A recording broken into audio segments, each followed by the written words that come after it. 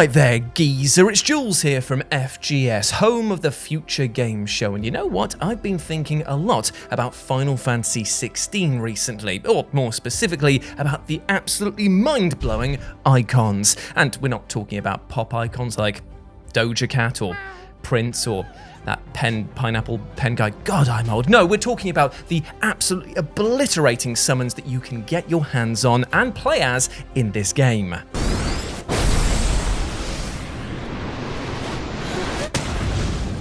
Because these are effectively Final Fantasy 16 summons, and they are enormous, supernatural beings with incredible powers. Now, I don't want to get too much into the lore or plot of each one because of potentially heavy spoilers, and because I've only just reformed my eyes after they were melted out of my head thanks to their beautiful animations. I think I did a pretty good job though, right?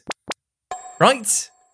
But what I will do now, though, because we are mates, is tell you of just how effective the following big beasties can be on the battlefields, and so without further ado, here are the 5 spiciest Final Fantasy 16 icon summons. Number 5, Phoenix. Now the Phoenix is the first icon that we get to play with in Final Fantasy 16, and with good bloody reason, as the flaming bird of regeneration is linked to Joshua, younger brother of main character and all-timer heartthrob, Clive. And as we get to play as both in this game, you'll become pretty accustomed to this rather spicy meatball. Now the dominant of the Phoenix, and no, that's not a sex thing, put it away mate, it's just what you call people who can summon them. Oh, get your mind out of the gutter. Now in Big Bird mode, and that is definitely what it's called, the Phoenix has the ability to endlessly shoot fire, and the subsequent light show is a sight to behold thanks to the PS5's glorious graphical capabilities. Plus here's a little secret for you, if you have a microphone installed you can actually yell, "Blaze it bruh," and it will do a plus 420 damage. That is a lie, but you know what isn't a lie is the smoke that is probably coming off your PS5 as this thing overheats it.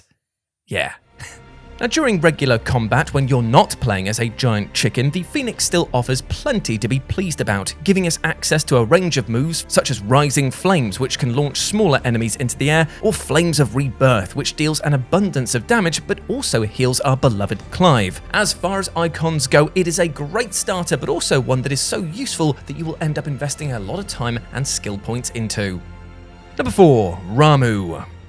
Now, large lightning lad Ramu is one of the more human-looking icons in Final Fantasy 16, but that doesn't make him any less of an absolute unit. The summon of Sid, the handsome devil that is voiced by Ralph Ineson, offers an array of attacks that truly get the sparks flying. For example, there's Blind Justice, which unleashes a barrage of ball lightning that inflicts damage on any number of foes that are unlucky enough to get in its way. Then we have Pile Driver, which electrifies any enemy in a given radius, plus kind of gives us the funny image of an old man spiking somebody through a table WWE style. And then of course we have the office favourite, Judgment Bolt, an attack that strikes one enemy with a burst of electricity so huge that it could probably power the Las Vegas Strip for a week. And in addition to all of these excellent abilities, Ramu just kind of looks like an absolute badass. He's understated when compared to the other icons, and you know what? That just makes him even more cool. He's kind of like just like that mage fella that's just gonna be there for you in times of need. It's dangerous to go alone. Here, take this. I get that sort of vibes from him.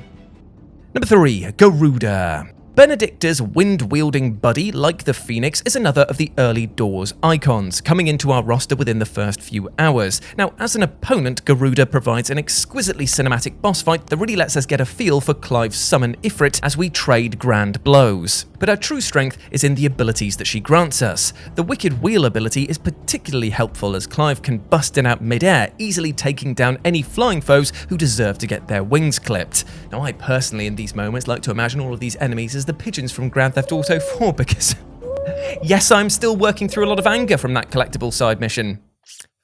Flying rats, mate.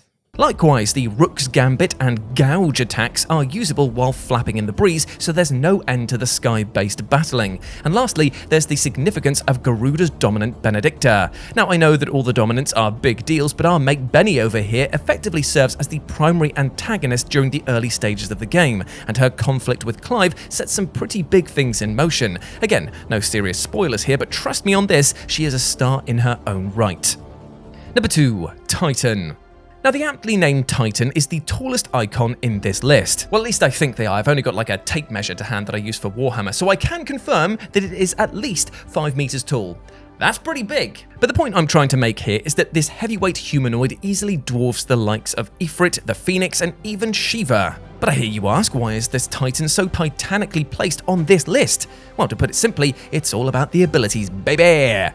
Both Raging Fists and Wind Up unleash the fury of Titan's gargantuan knuckles, doling out punches like Vegeta serving you drinks at a summer fruits event. Upheaval delivers a blow to the ground that hurts every enemy in range and can be used in midair. I'm guessing that Hugo learned that one from Benedicta.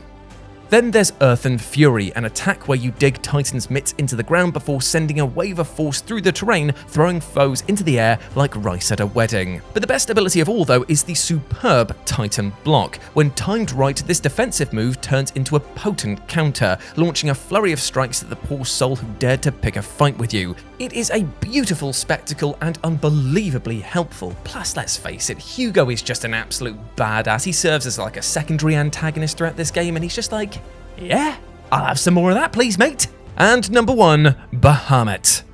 So here we are, the top spot in our list, and it is reserved for the one and only Bahamut. The icon of Dion, the dominant of the Holy Empire, is a remarkable enemy, but an even better ally. Now don't get me wrong, the battle against Bahamut, which again I won't say too much about story-wise for the sake of spoilers, is one of the best moments in the entire game. With multiple satisfying phases and scenery that is literally out of this world, this battle with this winged beast is an all-timer in our eyes. But even better are the abilities that Bahamut grants Clive, because they are some of the finest in Final Fantasy XVI, dealing out damage like you wouldn't bloody believe. Flare Breath emits deadly energy for what must seem like an eternity to your enemies, allowing you to walk around collecting multiple foes in the stream.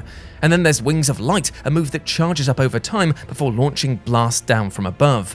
But my friends, there is an even better move, and it is ripped straight from the pages of Dragon Ball, because you see, Bahamut has his own Kamehameha, and oh boy, is Giga Flare worth shouting about, because it is ridiculous when it comes to damage and just sheer spectacle. It is essentially a match winner all on its own. Even when fighting level 50 enemies at a lowly level 38, Giga Flare just has your back. The effects on this move cannot be overstated, for it cuts down all who oppose you and firmly places it and Bahamut at the top of this list. So there we are, my friends. Those were the spiciest Final Fantasy XVI Icon summons. I hope that you enjoyed that, and please let me know what you thought about it down in the comment section below. Who are your favourite icons? Who's in your final party? Let me know, my friends. Big shout out as well to James Daly, who helped me write this script over here, so you can go follow him on the social medias, and if you want to chat to me further in the meantime, you can do so by going over to @RetroJ on both Instagram and Twitter, or Egg Daddy Jules, that's what it is. That's what it is over on TikTok. My God, I do not use this app enough to remember what my bloody username is, but still, go follow me there as well. I promise you I'll put out some videos very soon. Maybe.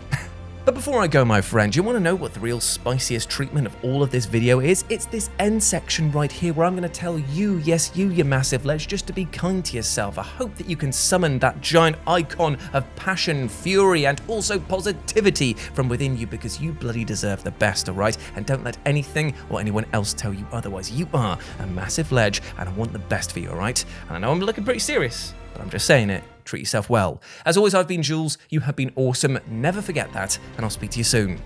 Bye.